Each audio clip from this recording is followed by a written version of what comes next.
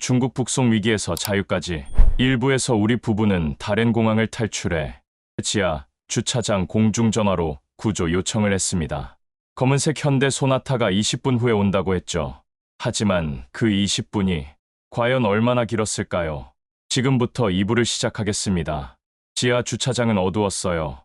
형광등 몇 개만 깜빡이고 있었죠. 차들 사이로 숨었습니다. 순이의 손이 얼음처럼 차가웠어요. 정말 올까? 순이가 떨리는 목소리로 물었죠. 올 거야. 20분만 버티자. 하지만 제 심장은 미친 듯이 뛰었어요. 만약 안 오면, 만약 거짓 전화였으면. 그때 위에서 발소리가 들렸습니다.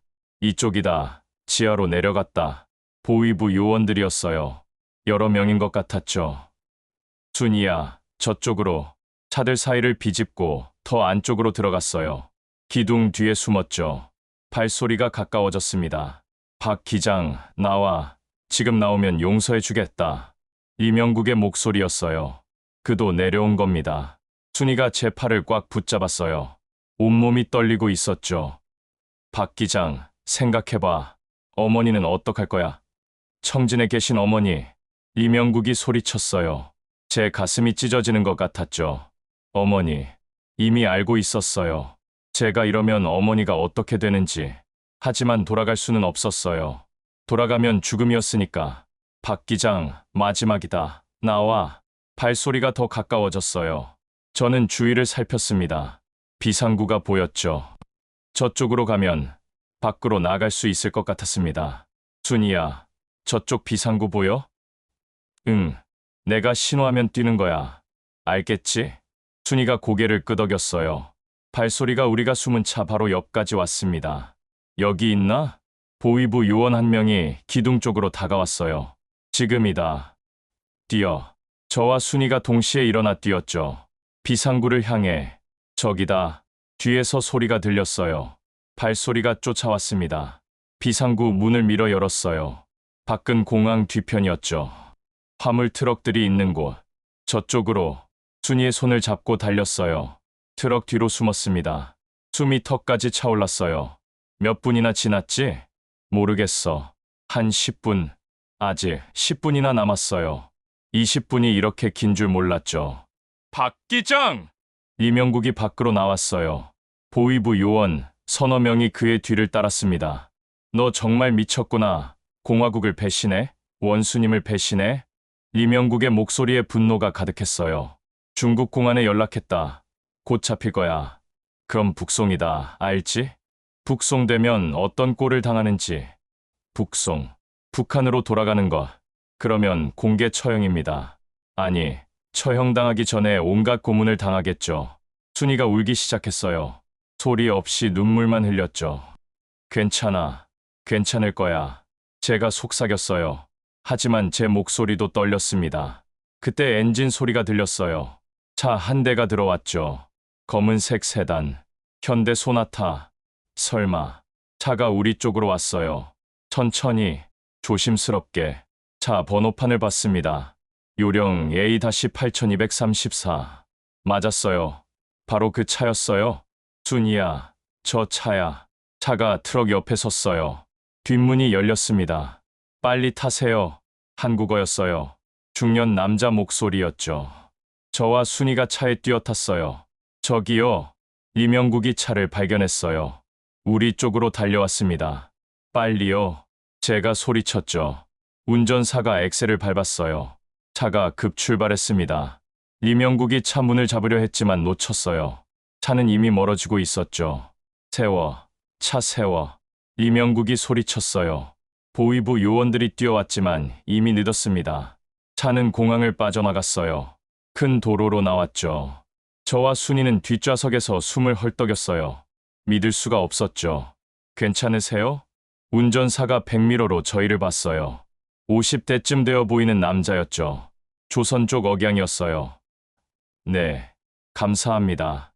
정말, 정말 감사합니다. 제가 떨리는 목소리로 말했어요.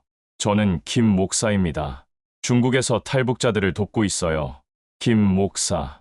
그가 바로 전화를 받았던 사람이었죠. 목사님, 어떻게? 나중에 설명드릴게요. 일단 여기서 멀리 가야 해요. 중국 공안이 곧 움직일 겁니다. 차는 다른 시내로 들어갔어요. 고층 빌딩들이 지나갔죠. 사람들이 길거리를 걷고 있었어요. 자유롭게. 저희를 어디로 데려가시는 거죠? 순이가 물었어요. 안전가옥이 있어요. 거기서 며칠 숨어 있다가 한국으로 가는 루트를 잡을 겁니다. 한국이요? 제 가슴이 뛰었어요. 한국. 남한. 자유의 땅. 네. 하지만 쉽지 않아요.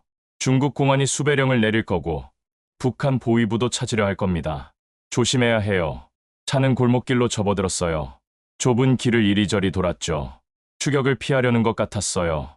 30분쯤 지났을까요? 차가 낡은 건물 앞에 섰습니다. 여기에요.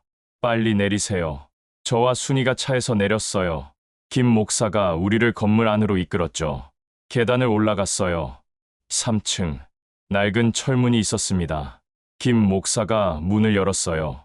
안은 작은 원룸이었죠. 침대 하나, 탁자 하나, 창문에는 커튼이 쳐져 있었어요. 여기서 당분간 지내셔야 해요. 밖에 나가면 안 됩니다. 절대로. 네, 알겠습니다. 김 목사가 가방에서 빵과 물을 꺼내 탁자에 놓았어요. 일단 드세요. 그리고 쉬세요. 제가 내일 다시 올게요. 한국으로 가는 루트를 알아볼 겁니다. 목사님, 정말 어떻게 감사드려야 할지. 제 눈에서 눈물이 났어요. 괜찮아요. 하나님께서 여러분을 지켜주신 겁니다. 김 목사가 문을 나갔어요. 자물쇠를 채우는 소리가 들렸죠. 저와 순이만 남았어요. 순이가 바닥에 주저앉았습니다. 그리고 소리내어 울었어요. 저도 순이 옆에 앉았어요. 순이를 안았죠. 우리 살았어. 순이야, 우리 살았어. 괜찮아. 이제 괜찮아. 창밖으로 다른 시내가 보였어요. 불빛들이 반짝이고 있었죠. 우리는 이제 자유예요. 완전히는 아니지만 적어도 북한은 벗어났습니다. 하지만 제 마음 한구석은 무거웠어요. 청진에 계신 어머니, 지금쯤 보위부가 어머니의 집으로 갔을 거예요. 어머니, 죄송합니다. 용서해 주세요. 그날 밤, 저는 처음으로 자유의 공기를 마셨어요. 하지만 그 자유는 죄책감과 함께 왔습니다. 그게 탈북자의 운명이에요. 자유와 죄책감, 둘 다 안고 살아가야 하는 거죠. 2주가 지났어요. 안전가옥에서의 2주. 밖에 나갈 수 없었죠. 창문도 열 수 없었어요. 커튼을 치고 숨죽이며 살았습니다. 김 목사님이 이틀에 한 번씩 왔어요. 음식을 가져다 주시고 소식을 전해주셨죠. 중국 공안이 수배령을 내렸습니다. 북한 대사관에서 압력을 넣었어요. 그럼 우리 어떻게 되는 거죠? 순이가 불안한 얼굴로 물었어요. 걱정 마세요. 한국으로 가는 길을 찾았습니다. 김 목사님이 지도를 펼쳤어요. 중국 전체 지도였죠. 여기가 다롄이고요. 우리가 가야 할 곳은 여기예요. 손가락이 지도 아래쪽을 가리켰어요. 베트남 국경. 베트남요? 제가 놀라서 물었죠. 네. 중국은 탈북자를 난민이 아니라 불법 이민자로 규정해 무조건 북송해요. 대사관 앞엔 보위부 요원들이 상시 감시하고 중국 공안은 그걸 방조합니다. 직접 가는 건 자살 행위예요. 그래서 육로로 베트남까지 가는 겁니다. 거기서 한국 대사관에 도움을 요청하는 거죠. 얼마나 멀죠? 약 3,000km. 차로 나흘 정도 걸릴 겁니다. 3,000km. 상상도 안 되는 거리였어요. 위험하지 않나요? 순이가 물었어요. 물론 위험합니다. 하지만 다른 방법이 없어요. 여기 계속 있으면 언젠가 잡힙니다. 김 목사님이 설명을 이어갔어요. 내일 밤에 출발합니다. 저희 교회 형제님 중에 트럭 기사가 있어요. 그분이 화물 트럭으로 모셔다 드릴 겁니다. 화물칸에 숨어서 가야 해요. 화물칸. 좁고 어두운 공간에서 나흘을 보낸다는 거였죠. 알겠습니다. 감사합니다, 목사님. 제가 고개를 숙였어요. 다음 날 밤, 트럭이 왔어요. 큰 화물 트럭이었죠. 운전사는 40대 조선족 남자였어요. 저는 이상철입니다. 걱정 마세요. 안전하게 모셔다 드릴게요. 이상철 씨가 트럭 뒤쪽을 열었어요. 화물들 사이에 작은 공간이 있었어요. 여기 들어가세요. 좁지만 참아주셔야 해요. 저와 순이가 그 공간으로 들어갔어요. 정말 좁았어요. 앉을 수는 있었지만 서기는 힘들었죠. 이상철 씨가 물과 빵을 건네주었어요. 중간중간 쉬면서 갈 겁니다. 그때 잠깐 나오셔도 돼요. 하지만 낮에는 절대 나오면 안 됩니다. 네, 알겠습니다. 트럭 문이 닫혔어요. 어둠이 찾아왔죠. 엔진이 걸렸어요. 트럭이 움직이기 시작했습니다. 첫날은 괜찮았어요. 하지만 둘째 날부터 힘들어지기 시작했죠. 좁은 공간, 딱딱한 바닥, 더운 공기, 화장실도 제대로 갈 수 없었어요. 순이가 참다 못해 울었어요. 미안해. 나 때문에. 아니야. 우리 잘하고 있어. 조금만 더 버티자. 제가 순이를 안았어요. 땀에 젖은 순이의 머리카락이 제 얼굴에 닿았죠. 셋째 날, 트럭이 갑자기 멈췄어요. 검문이다. 조용히 해. 이상철 씨의 목소리가 들렸어요. 저와 순이는 숨도 쉬지 않았어요. 심장 소리가 너무 크게 들렸죠. 누군가 트럭에 올라왔어요. 공안인 것 같았어요. 중국어로 뭔가 말하는 소리가 들렸습니다. 화물을 확인하는 소리, 상자를 여는 소리. 제발, 제발. 마음속으로 빌었어요. 몇 분이 지났을까요? 아니, 몇 시간처럼 느껴졌어요. 가도 좋다. 중국어였어요. 공안이 내려가는 소리가 들렸죠. 트럭이 다시 출발했어요. 순이가 제 손을 꼭 잡았어요. 손이 땀으로 젖어 있었죠. 셋째 날 밤이 지나고 넷째 날 아침, 순이가 이상했어요. 당신, 춥다. 한여름인데 춥다고 했어요. 순이의 이마를 만져봤죠. 뜨거웠어요. 순이야, 열이 있어. 괜찮아. 하지만 괜찮지 않았어요. 순이의 입술이 파랗게 질려 있었죠. 탈수였어요. 나흘 동안 제대로 물을 못 마셨으니까. 좁은 공간에서 더위와 싸우느라 탈진한 겁니다. 이상철 씨. 제가 트럭 앞쪽을 두드렸어요. 트럭이 멈췄고 이상철 씨가 뒤로 왔어요. 왜 그러세요? 제 아내가 의식을 잃어가고 있어요. 이상철 씨가 순이를 봤어요. 얼굴이 굳었죠. 이거 심각한데요. 병원 가야 해요. 지금 당장. 제가 소리쳤어요. 박 기장님, 진정하세요. 병원 가면 신분 확인할 겁니다. 여권, 신분증 없으면 공안에 바로 신고되고, 그럼 북송입니다. 그래도 이대로 두면 아내가 죽어요. 조금만 참으세요. 베트남까지 몇 시간만 더 가면. 몇 시간이요? 지금 당장 죽을 수도 있어요. 제 목소리가 떨렸어요. 순이가 신음소리를 냈어요. 눈을 감은 채였죠. 순이야. 흔들어 봤지만 대답이 없었어요. 그때 저는 결심했습니다. 이상철 씨, 병원 가요. 지금 당장. 하지만 아내만 살면 돼요. 저야 어떻게 되든 상관없어요. 제가 이상철 씨를 똑바로 봤어요. 병원 가서 신고당하면 어떻게 돼요? 북송되는 거죠? 네, 그럴 겁니다. 좋아요. 저 혼자 북송당할게요. 아내는 의식 잃었으니까 모른다고 하면 되잖아요. 제가 아내 몰래 탈북 강요했다고 할게요. 박 기장님, 제발 부탁이에요. 아내만 살려주세요. 제 눈에서 눈물이 흘렀어요.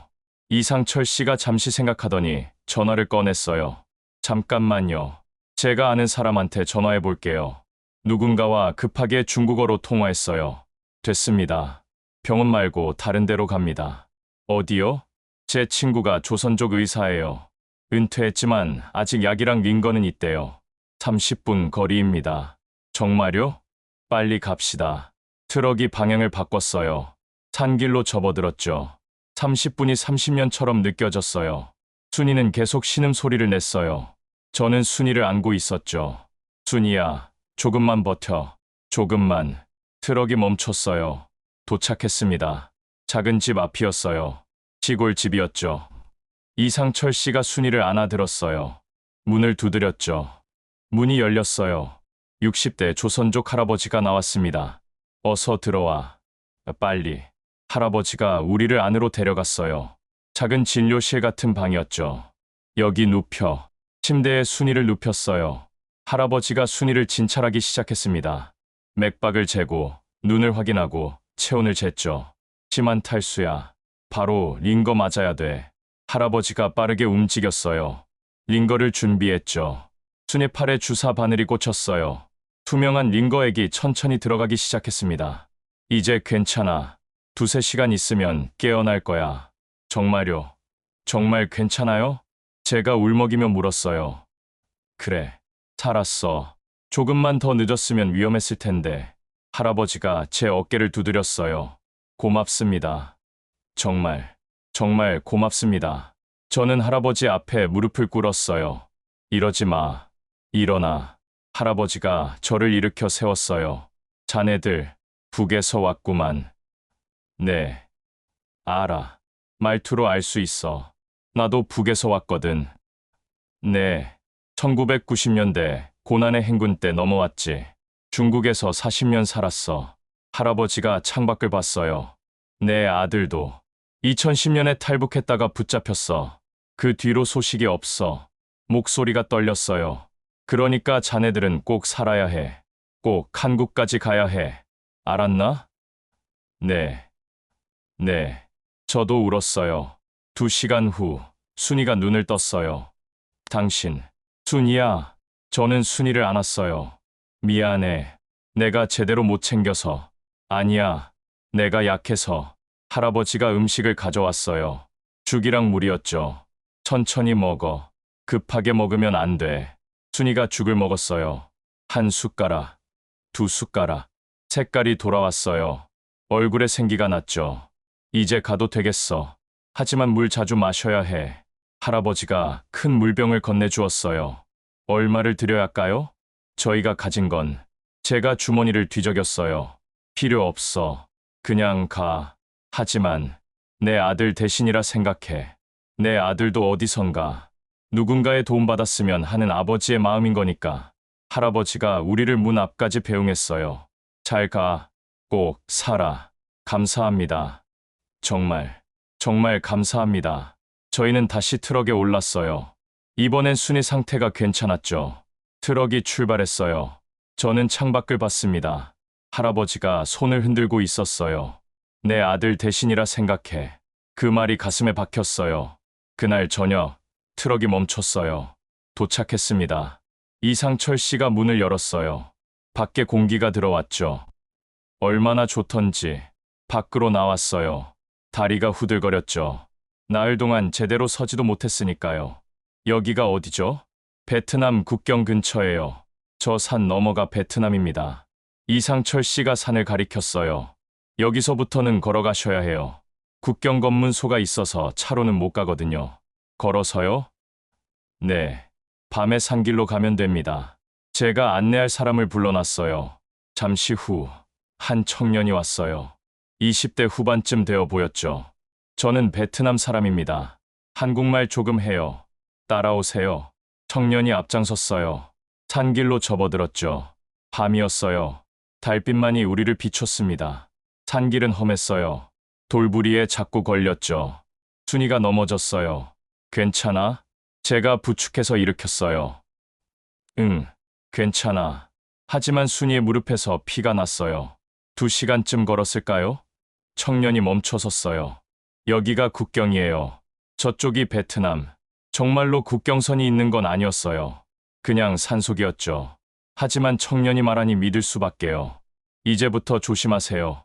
베트남 공안도 있어요. 국경을 넘었어요. 베트남 땅. 1시간 더 걸어 내려갔어요. 작은 마을이 나왔죠. 여기서 쉬세요. 내일 아침에 버스 타고 하노이 가면 돼요. 청년이 작은 집 한 채를 가리켰어요. 하노이에서 한국 대사관 찾으세요. 알겠어요? 네. 정말 감사합니다. 청년이 떠났어요. 저와 순이는 그 집에 들어갔어요. 낡은 집이었지만 침대가 있었죠. 순이가 침대에 쓰러지듯 누웠어요. 당신, 우리 진짜 베트남까지 온 거야? 그런 것 같아. 믿기지 않았어요. 다롄에서 베트남까지 3,000km를 왔다고요. 이제 조금만 더야. 하노이 가서 한국 대사관 찾으면 돼. 순이가 웃었어요. 힘들지만 희망이 보이는 웃음이었죠. 그날 밤, 저는 오랜만에 편히 잤어요. 침대에서 자유를 향해 한 걸음 더 다가갔다는 안도감이 들었죠. 다음 날 아침, 우리는 버스를 탔어요. 하노이로 가는 버스. 베트남 사람들 틈에 섞여 앉았어요. 아무도 우리를 이상하게 보지 않았죠. 버스 창밖으로 풍경이 지나갔어요. 논밭, 마을, 사람들. 순이가 제 손을 잡았어요. 우리 정말 해냈네. 아직 끝난 게 아니야. 하노이에서 대사관 찾아야 해. 그래도 우리 여기까지 왔잖아. 다롄에서. 맞아요. 우리는 해냈어요. 북한 보위부도 중국 공안도 피해서 여기까지 왔습니다. 버스가 하노이에 도착했어요. 큰 도시였죠. 한국 대사관이 어디죠? 제가 지나가는 사람에게 물었어요. 영어로 저쪽으로 가세요. 택시 타면 금방이에요. 택시를 탔어요. 김 목사님께 받은 중국 돈이 조금 남아 있었죠. 한국 대사관. 택시 기사가 고개를 끄덕이고 출발했어요. 20분쯤 지나 큰 건물 앞에 섰어요. 태극기가 펄럭이고 있었죠. 대한민국 대사관. 순이가 울기 시작했어요. 저도 눈물이 났어요. 저게 태극기야. 우리는 2주 동안 도망쳤어요. 3,000km를 달렸어요. 검문을 피하고 산을 넘고 국경을 넘었죠. 그리고 드디어 도착했어요. 대한민국 땅은 아니지만 대한민국 대사관. 여기는 한국 땅이나 마찬가지예요. 대사관 문을 열고 들어갔어요. 저희 북한에서 왔습니다. 도와주세요. 하노이 대사관에서 일주일을 보냈어요. 신원 확인, 인터뷰, 서류 작업, 복잡한 절차들이 있었죠. 하지만 대사관 직원들은 친절했어요. 곧 한국으로 가실 수 있습니다. 그 말을 들었을 때 정말 믿기지 않았어요. 그리고 드디어 그날이 왔어요. 비행기 표를 받았죠. 하노이에서 인천까지. 대한항공 편이었어요. 순이야, 우리 진짜 한국 가는 거야. 응, 꿈만 같아. 공항으로 갔어요. 하노이 노이바이 국제공항. 비행기에 탔어요. 좌석에 앉았죠. 일반석이었지만 천국 같았어요. 스튜어디스가 한국말로 인사했어요. 안녕하세요. 편히 앉으세요. 그 한국말이 얼마나 반가웠는지 몰라요. 비행기가 이륙했어요. 하노이가 멀어졌죠. 그리고 4시간 후, 곧 인천국제공항에 착륙하겠습니다. 기장의 목소리가 들렸어요. 창밖을 봤어요. 서해 바다가 보였죠. 그리고 한국 땅이 보였어요. 순이가 제 손을 꽉 잡았어요. 비행기가 착륙했습니다. 인천국제공항. 문이 열리고 밖으로 나갔습니다. 대한민국에 오신 것을 환영합니다. 공항 직원이 웃으며 말했어요. 어서 오세요. 고생 많으셨습니다. 심사관이 따뜻하게 말해줬어요. 짐을 찾고 밖으로 나왔어요. 인천공항 1층 로비.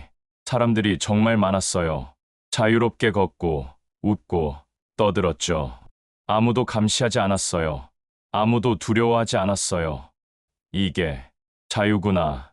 제가 중얼거렸어요. 통일부 직원이 우리를 맞이했어요. 환영합니다. 지금부터 하나원으로 가실 겁니다. 하나원, 북한 이탈 주민 정착 지원 사무소. 탈북자들이 한국 사회에 적응하도록 돕는 곳이에요. 차를 타고 경기도 안성으로 갔어요. 하나원이 거기 있었죠. 3개월 동안 그곳에 있었어요. 한국 사회에 대해 배웠죠. 민주주의가 뭔지, 자본주의가 뭔지, 어떻게 직업을 구하는지, 은행은 어떻게 이용하는지, 모든 게 새로웠어요. 북한에서는 상상도 못했던 것들이었죠. 편의점에 처음 갔을 때가 기억나요. 24시간 내내 열려 있다는 게 신기했어요. 물건이 넘쳐났죠. 라면만 해도 수십 종류였어요. 순이야, 이거 봐. 라면이 이렇게 많아. 진짜네.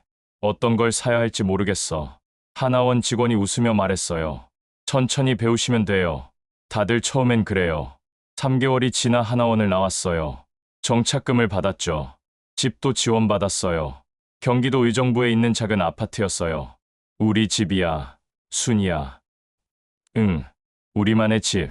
처음으로 우리만의 공간이 생겼어요. 누가 감시하지 않는, 마음대로 말하고 웃을 수 있는 공간. 저는 일자리를 찾기 시작했어요. 조종사 경력이 있었지만 한국에서 다시 조종사가 되기는 어려웠어요. 자격증도 다시 따야 했고 나이도 있었죠. 결국 물류회사에 취직했어요.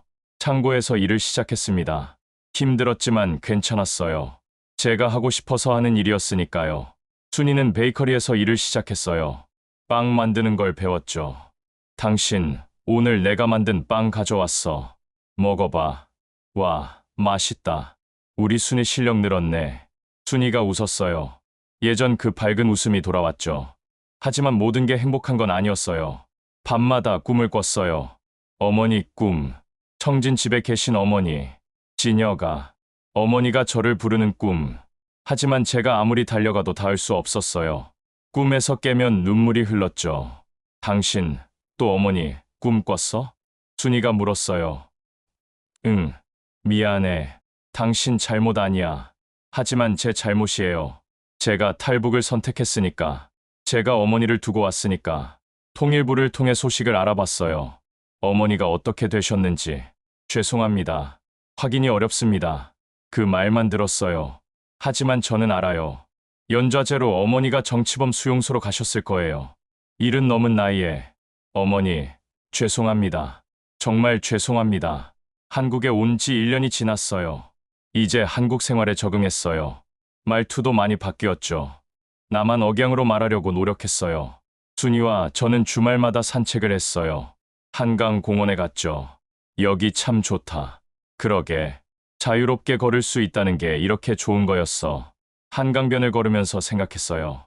1년 전 이맘때 저는 평양에 있었죠. 최고존엄 전용기를 몰았고 특권층이었죠. 하지만 자유가 없었어요. 제 아내를 지킬 수도 없었어요. 지금은 창고에서 일해요. 돈도 많지 않아요. 작은 아파트에 살죠. 하지만 자유가 있어요. 제 의지로 선택할 수 있어요. 두려움 없이 살 수 있어요. 순이야, 우리 잘한 거지? 응, 잘한 거야. 어느 날 탈북자 모임에 갔어요. 같은 처지의 사람들이 모여 이야기를 나눴죠. 모두 비슷한 이야기였어요. 자유를 얻었지만 가족을 잃었다고. 행복하지만 죄책감이 든다고. 그래도 우리 여기 있잖아요. 살아있잖아요. 한 분이 말했어요. 그리고 언젠가 통일이 되면 우리 가족들 다시 만날 수 있을 거예요. 통일. 그 단어가 제 가슴을 울렸어요. 그래요. 언젠가는 통일이 될 거예요. 남과 북이 하나가 되는 날. 그날이 오면 저는 청진으로 갈 거예요. 어머니 묘소를 찾을 거예요. 어머니, 제가 꼭 찾아뵐게요. 조금만 기다려주세요. 2년이 지났어요? 순이가 제 손을 잡고 말했어요. 나 임신한 것 같아. 제 심장이 멎는 줄 알았어요. 정말. 응, 병원 가봐야 하는데. 병원에 갔어요. 검사를 받았죠. 축하드립니다. 임신 6주예요. 의사 선생님이 웃으며 말했어요. 저와 순이는 눈물을 흘렸어요. 새 생명. 이 자유로운 땅에서 태어날 우리 아이. 우리 아이가 이 나라에서 태어나. 그래, 자유롭게 살 거야. 우리 아이는 집으로 돌아오는 길 하늘을 봤어요. 맑고 푸른 하늘. 북한에서는 하늘도 자유롭지 못했어요. 항상 감시받는 기분이었죠. 하지만 여기 하늘은 정말 자유로웠어요. 어머니, 저 잘 살고 있어요. 곧 어머니의 손주가 태어날 거예요. 자유로운 땅에서. 제 이야기는 여기서 끝나요. 하지만 북한에는 아직도 2,500만 명이 살고 있어요. 자유를 모르는 채로, 두려움 속에서. 언젠가 그들도 자유를 누릴 수 있기를. 남과 북이 하나가 되는 날이 오기를. 제 어머니를 다시 만날 수 있기를. 저는 매일 밤 기도해요. 그리고 오늘도 살아가요. 이 자유로운 땅에서 감사하며